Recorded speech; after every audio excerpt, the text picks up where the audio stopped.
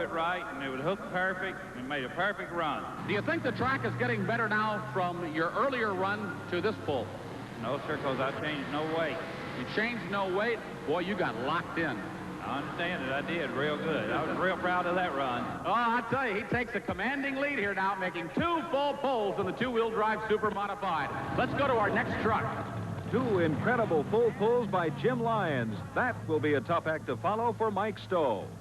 Here comes Bad Dog, Mike Stowe out of Warrenton, Georgia.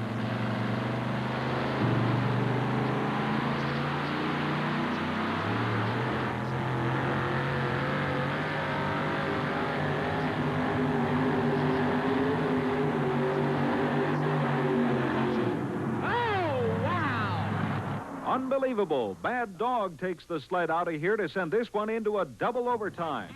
The 2-wheel drives are smoking in Memphis. Tennessee. We already have 2 trucks tied for the lead here in the second round of competition. We're in the pull-off right now. Next up will be Lindy, Alexander, and Black Sheep. From here on out, it takes a full pull to stay alive.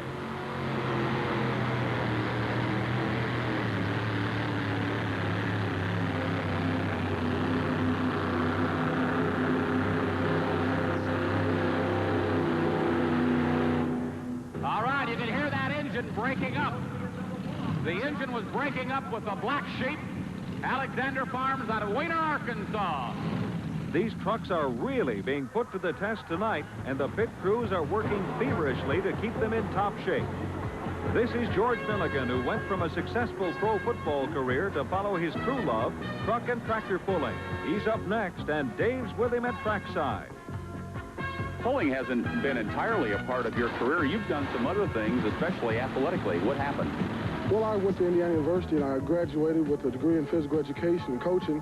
And from then I went to the Oilers, and then I was put on waivers from there. Now, we're talking the Houston Oilers in the National Football League. Correct. And then I went to Jacksonville Bulls, which is in the USFL. And then they worked a deal and traded me to Tampa Bay, and I got a contract with them. Then I ended up breaking my hand down in Tampa Bay. So now I'm back home tractor pulling. Well, now, is this a full-time profession for you? Well, back home, but I'm really kind of considering after this week what I'm going to do. I'm thinking about going ahead and being a full-time truck puller. Things are looking up for me, and getting some more help from some sponsors. And so probably maybe a month I'll be a professional truck puller full-time. How does pulling compare to football? There's nothing like it. I mean, as far as truck pulling, there's nothing like it because there's nothing more I enjoy. I mean, I enjoy football, but truck and tractor pulling is where my heart is, and that's what I love, and that's what I'll do until I die. Well, a lot of horsepower, whether you're out on the football field or out on the pulling track. Thanks, George. Thank you, Dave. George Milligan from Evansville, Indiana. He made a great run the first time. He said, I'm going to move 100-pound weight forward to balance the car a little bit better. He'd like to make another full pull. Bad Dog and Stitches are tied for the lead in the second round of competition. We don't see a double pull-off very often, but we've got one going right now.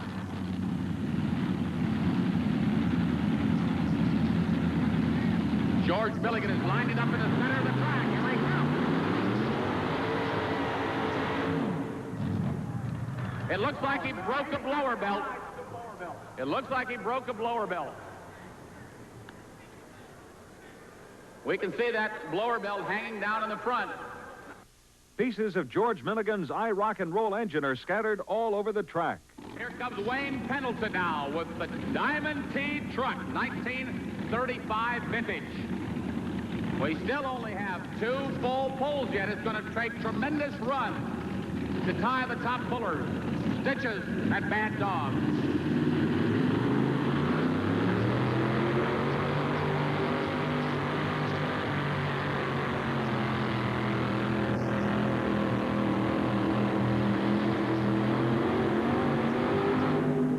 And look at Rough Cut go.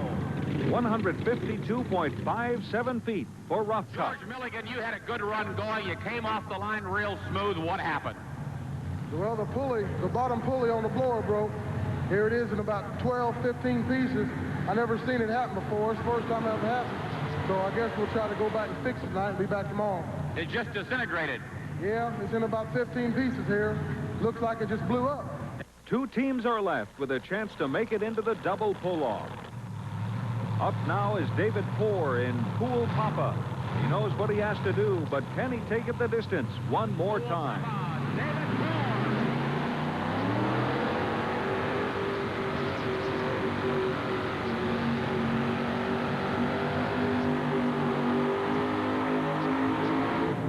And he's going to come up short. A good run for David Poore in Pool Papa, but not the full pull he needed to stay alive. Richard Whisenant and Hotshot are the last team with a chance at the next round. Hotshot finished 6th overall last year, and the Alabama puller is always a force to contend with.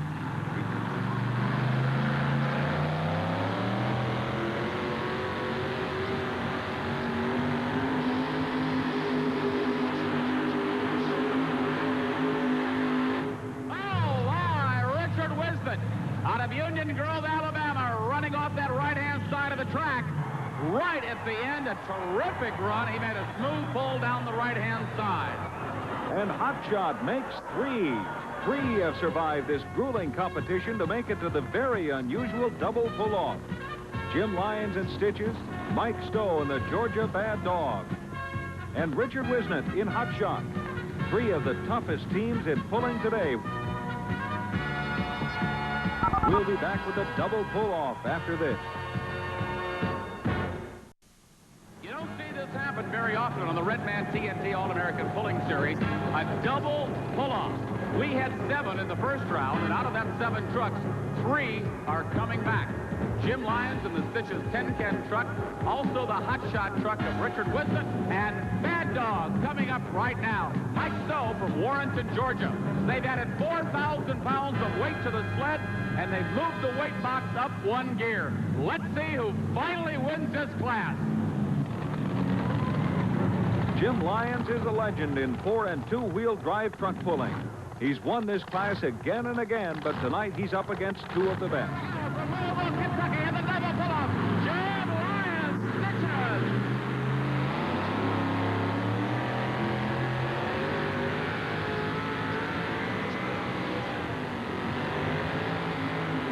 You can see the weight box coming up, and they're going to get him stopped this time.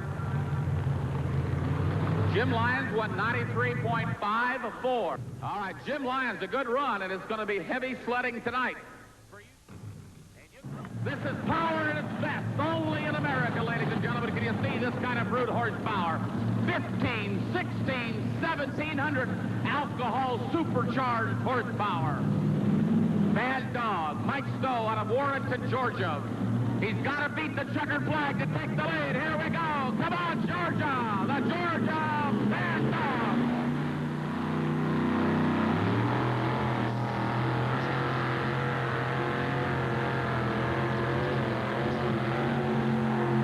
And there's your new leader, Mike Stowe out of Warrenton, Georgia.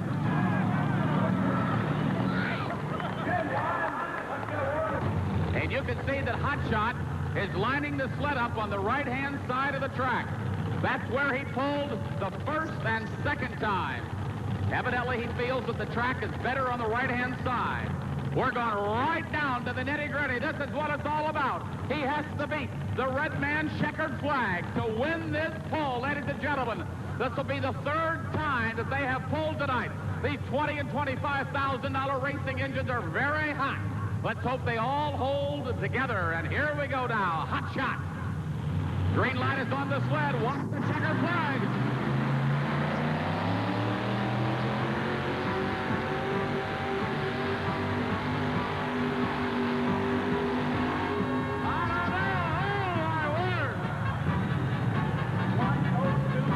All right, this is close. Let's wait for the official distance.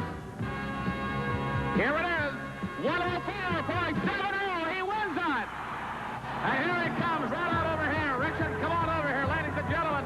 Here is your winner, a very happy guy. Congratulations, Richard. Thank you. Well, this has got to be one of the biggest wins on the circuit. It sure was. That's two tough trucks I had to beat. And what a pull-off, or I should say double pull-off we had here tonight. Congratulations. Thank you. That's the first time I ever done it. I owe it all to Jim Lyons. He's a real good engine builder. This was a knockdown, drag-out pull-off, wasn't it? It sure was. I'd like to thank Mike Stowe for helping me today work on it. Well, I tell you, we congratulate you pullers coming back in the double pull-off because I know the engines were hot. Yes, sir, they sure were. That's why I shut it down right there. Well, you beat him by 2 feet, and that's pretty close to call. The engine ran strong.